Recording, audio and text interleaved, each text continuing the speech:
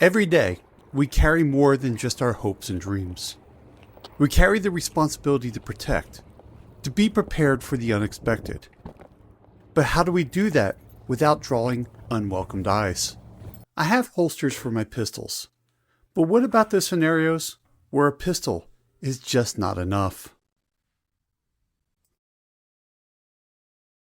That's when I found it. A case that promised not just to carry my firearms, but also shield my choice from the world. It's a perfect blend of discretion and readiness. From its leather-like texture and sturdy handle, fine stitching, all metal free-swinging hinge, to its metal bumpers on the bottom and the sides, no small detail has been overlooked on this case. It's not tactical and doesn't scream, "I'm a DoD contractor." It's a discreet case for every day. Now what's really nice is that we get 3 layers of pick and pluck foam to customize this case to our needs. This is not your standard pick and pluck foam.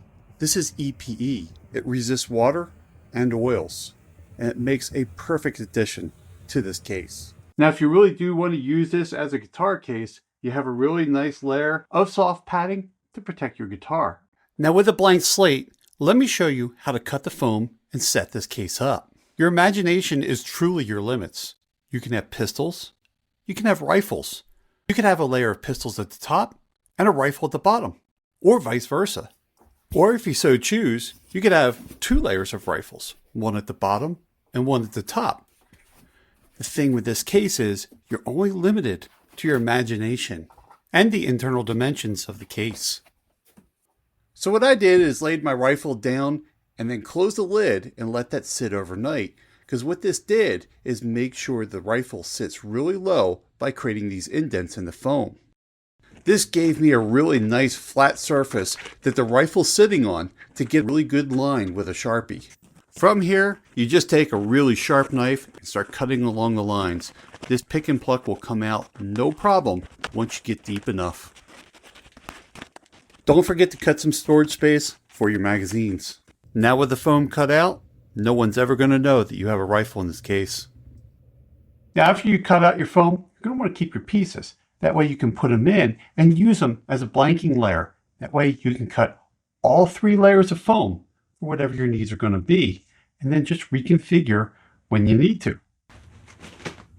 This guarantees that you get the most for your money by giving you the most amount of configuration options possible.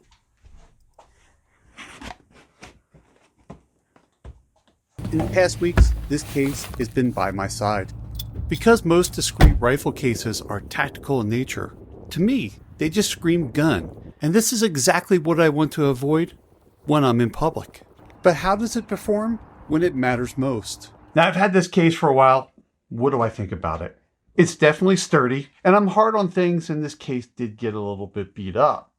But it took the abuse in spades. I even dropped it once by accident. It kind of cracked the surface, but it really didn't destroy the case. This thing still has a lot of use left in it. Overall, it's built really well, and I do like the white stitching on the black case. I also like the silver accents, and the fact that Cedar Mill Fine Firearms is on a hang tag that I can take off. But as good as this case is, what could they have done better? It would have been nice if we had some type of identification holder, so that way we could put our name and address and phone number on the case in case for some reason it did get misplaced. So since this is a firearm case, it shouldn't go missing. But what if we take it on the airline system? Now I don't like having Cedar Mill Fine Firearms on an identification card. I really wish they would have said Cedar Mills, and it would have been fine. We really want to avoid firearms on any case. At least it's on a removable tag. Now, firearm security. Is this key really going to keep someone out? No. This is not designed to be a high security case. You're not trying to secure things in this case. You're just trying to keep prying eyes out.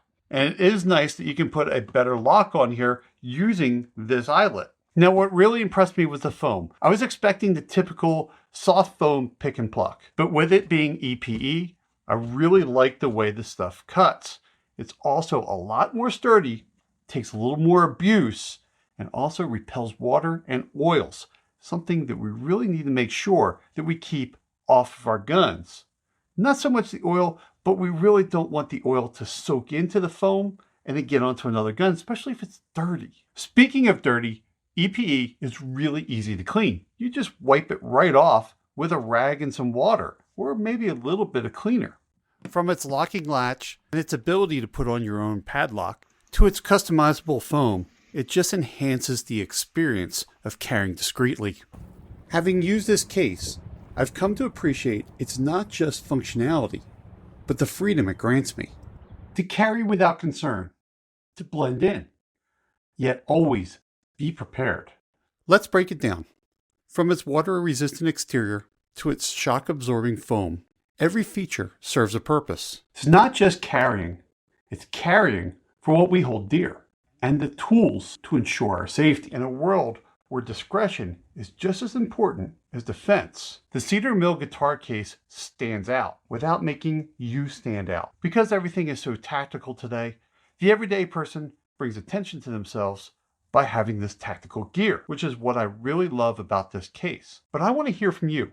Let's hear your thoughts down below. Thanks for joining me on this journey of discreet carry. Make sure you subscribe and share this with your friends.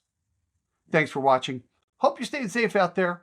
Look forward to seeing you again soon.